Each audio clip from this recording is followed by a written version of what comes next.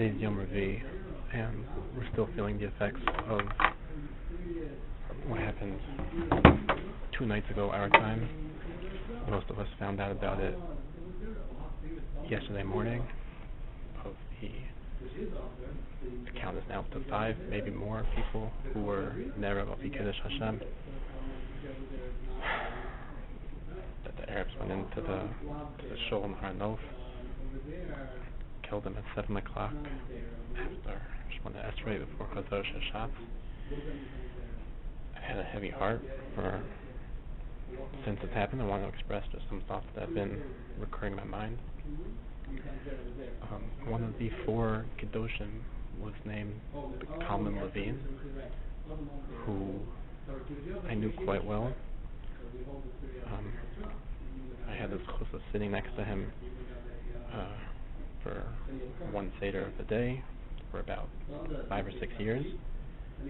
I ate lunch with him every day for quite a few years.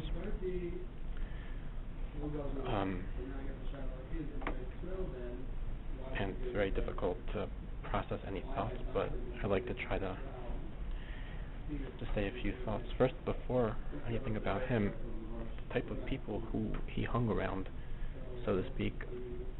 Just an example, besides for him, another person who I sat with, who's also his age, now in his 50s, I gave him a call at about 2 o'clock our time, which is 9 o'clock their time. By this time, the attack had happened for already 14 hours after the attack. And when I called him up, he said, yeah, I just heard about it. I just heard about it an hour ago. So he only heard about it 13 hours afterwards. By that time, we already had everyone been shmoozing the Medrash about it. We already said Tehillim. We already had the shmooze. When we had the Tehillim and the shmooze, he hadn't yet heard about it. So this is the type of people who he's around. And he didn't. It's not because he didn't hear about it because he was busy learning. My friend, who I owe everything to, who's Nafshi Kshur B'Nafsho, he one of my closest friends in this world. He was Kalman Levine's son-in-law. He told me exactly how he was niftar. The minyan that it happened at was a 6:30 minyan. Nate's in Eretz Yisrael right now is 6:10. Kalman Levine Zatzal davened every morning, davened Nate. So what's the pshat?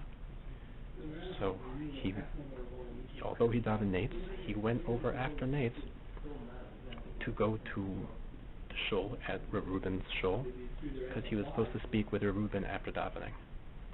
We know this because he told his wife that he was supposed to go there after davening to speak to him.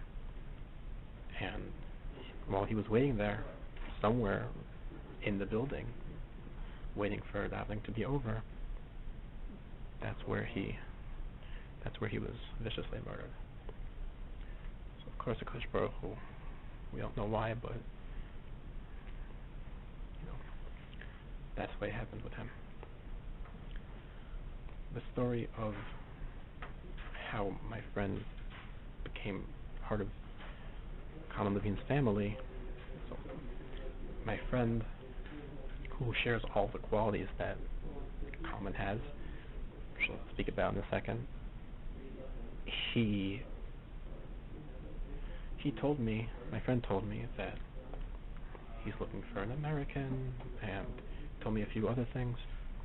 And a while after that, Kalman Levine came to me and said, hey, how about so-and-so, my friend, how about Eli for a shidduch? So we took a walk around, and I said to him, no, Eli's looking for an American, and he's not really looking right now, bichlal, and he's not interested right now.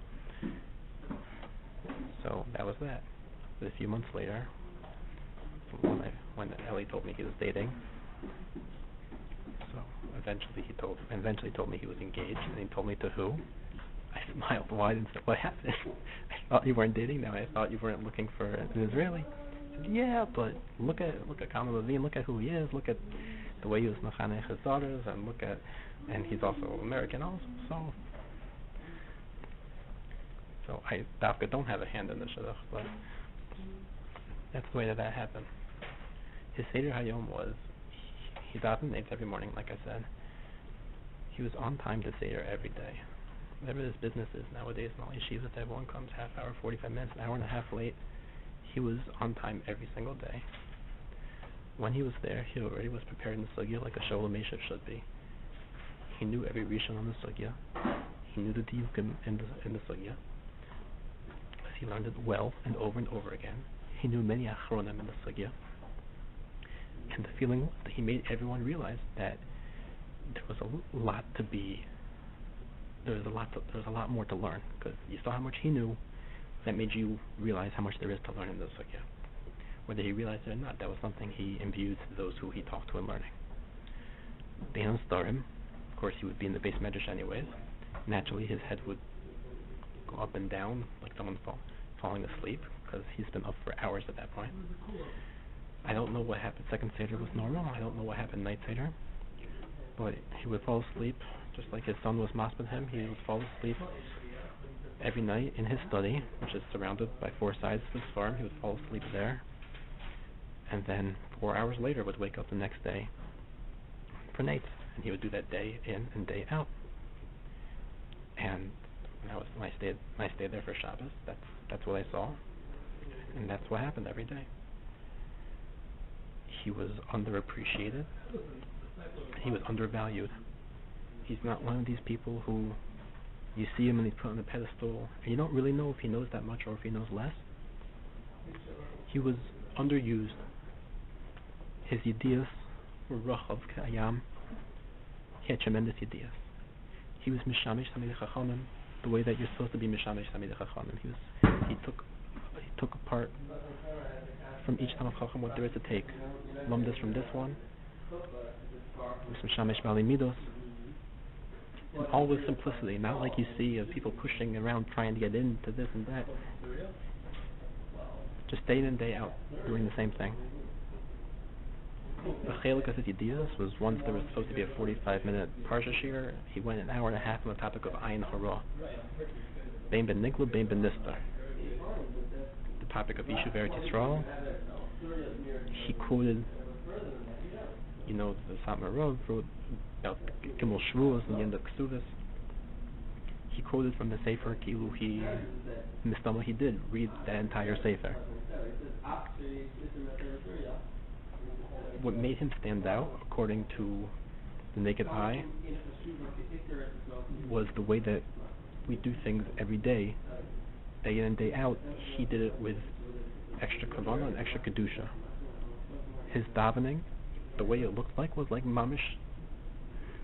Anyone who doesn't know what davening is supposed to look like, any goy or someone not from would think that he's crazy and talking to a wall, which but we know means it's like he's kilu talking to Kosh Baruch Hu the way that you're supposed to.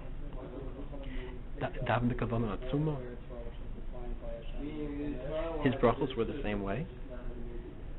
He wasn't multitasking when saying brachos. His eyes closed, voice going up and down, which is clearly a sign of the kavanah per each word.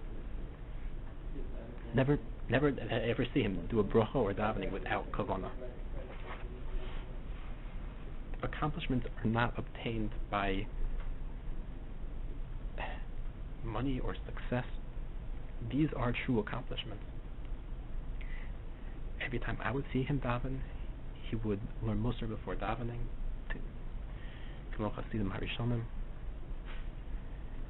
And when I spoke to his son-in-law the night by night in Eretz Yisrael, I asked him if there's any message I can try to deliver that he thinks his father-in-law would want, or that he himself would want. He told me that his father-in-law felt that every person should learn Musar before davening. For those who can't learn Musar before davening, everyone should learn Musar every day. He could learn before davening, in the morning, before nates, it's very early. He felt everyone should learn Musar every day. So hopefully that message can be spread. Okay.